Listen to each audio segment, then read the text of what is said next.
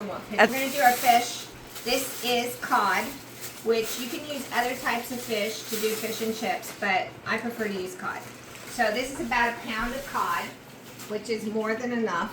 So usually what I'll do is I'll cut it down the center. I'll cut it into chunks about that big. I found doing smaller chunks have a tendency to overcook the fish, so it's better if you do them in bigger pieces. And they seem to taste better. And maybe because there's less grease, I don't know. So buy it fresh at the fish counter. Don't buy frozen. Frozen doesn't work very well when you're trying to make fish and chips, guys. It's better if you buy it like this. Wash my hands off. I don't like the feel of fish on my hands. So you're going to say to yourself, why fish and chips are so hard? Because I have to make batter for them. No, guys, just buy the beer batter.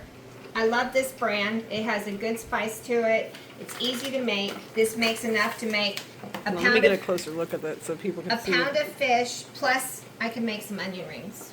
So my family likes that. So you're going to pour this in here.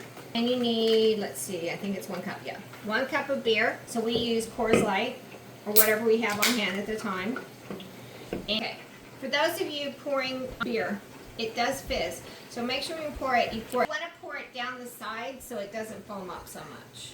Okay, so as my husband pointed out to me, you want a beer that's not hoppy. So you can see when I poured that in there, it did not foam up because I poured it down the side. I learned that too from my husband. Okay, so you're going to put it into your batter. Keep the extra in case it starts to get too, see how it foams up, guys? Keep the extra beer until you've done all your frying because the batter can get thick as it sits here. Stir it up. And yes, I have made batter from scratch, but guys, it's no better than this mix. And I'm telling you, my family is from scratch, obviously from scratch. If I make my own cocktail, my own tartar sauce, so if I say it's good out of a bag, it's good. That's like, okay, so just kind of look. I do it in a glass full so I can make sure I got all my powder gone. None of it's left in the bottom because that is a pain in the butt when you get to the end and it's like that. Frying the fish up. Okay, so we're going to dump our fish into our batter. And I usually just throw it all in and mix it up because why not? Okay, pro tip about doing your fish when we get ready to put it in. One, you don't want it to be too much batter on it, so I do it like this. I love these little things. And when you put it into the oil, you don't want to just drop it in. You need to hold it and let it start cooking so it doesn't stick to the bottom of your fry pan.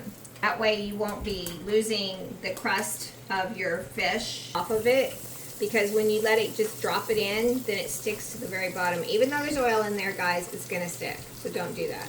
And I really don't time my fish. I just kind of look at them. When it's nice, the breading is nice and golden, I take it out and that's when I call it done. Fish really doesn't take very long to cook, so it takes longer to cook your batter on the outside than it does the actual fish inside when you cut it this size. And yes, I leave it open the whole time I'm doing my fish. I do not put the lid back on it during this time. And I found that this is the best way to do it without getting myself covered in batter or burning myself. These are all important things to me. So I can put one more piece in there. Make sure they're turning. So this one is just about done, guys. It's almost golden everywhere. I like to turn my pieces over so I make sure that they get cooked on all sides. So I have a little strainer thing here that works good for getting it out. You want to get as much oil off as you can so your fish is not greasy.